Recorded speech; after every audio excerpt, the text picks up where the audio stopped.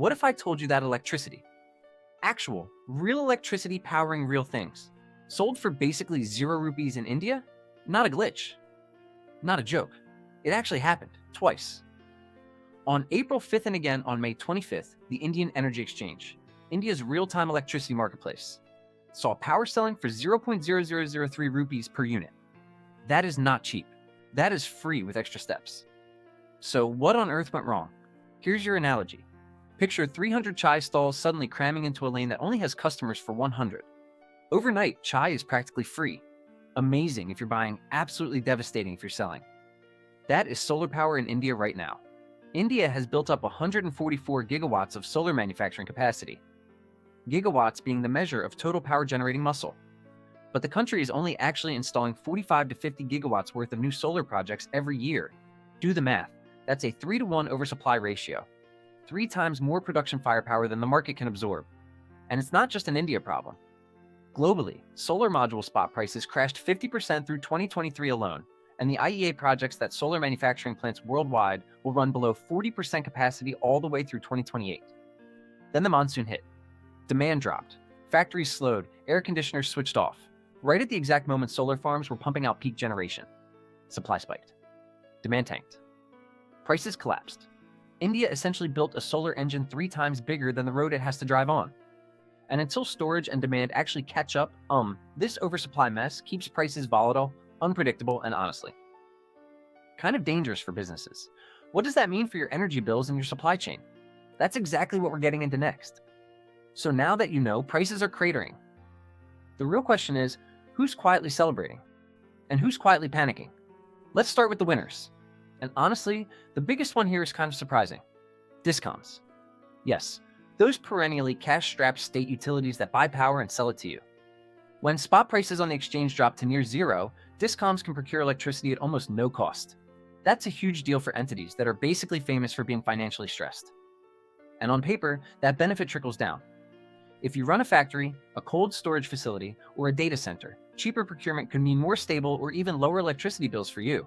That's real money. So on this side of the scoreboard, things are looking up. But here's where it gets uncomfortable. Solar project developers are stuck in a nightmare.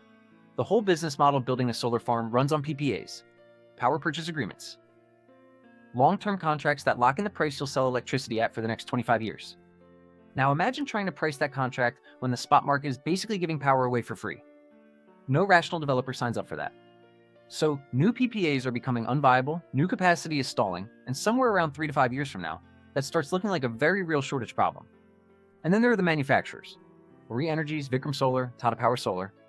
Companies that spend heavily scaling up production, only to watch global module prices fall 50% in a single year.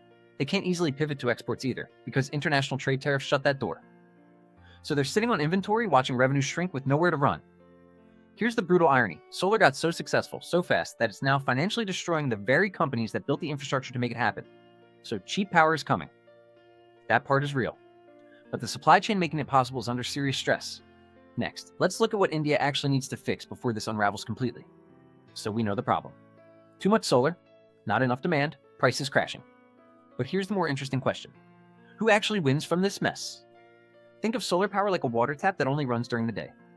No storage tank? All that water just drains away the second demand drops. Right now, India has a massive tap and almost no tank.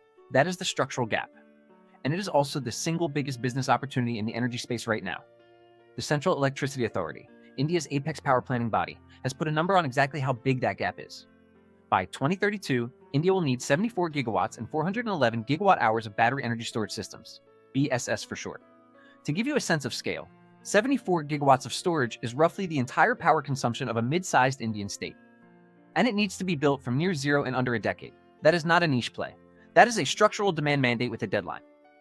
For investors and entrepreneurs, this is where the real action is shifting. Every rupee of near-zero solar power that currently goes to waste becomes genuinely valuable the moment you can store it and dispatch it on demand. BESS companies, the ones building grid-scale batteries and storage infrastructure, are positioned to be the critical missing link between cheap generation and a stable, monetizable grid. And it is not just a play for large energy companies. If you own a factory, a logistics hub, or a large retail operation, the combination of falling solar capex and emerging storage solutions could make on-site renewable energy genuinely cost competitive within the next 3 to 5 years. The tap is already running full blast. The race now is entirely about who builds the tank first. India's solar correction is painful, but it is also temporary. The businesses and investors who move early into storage and long-term power contracts are the ones who turn today's chaos into tomorrow's edge. That is the full picture. Follow us for more updates like this. Thanks for watching, and don't forget to follow us on YouTube, Instagram, and X.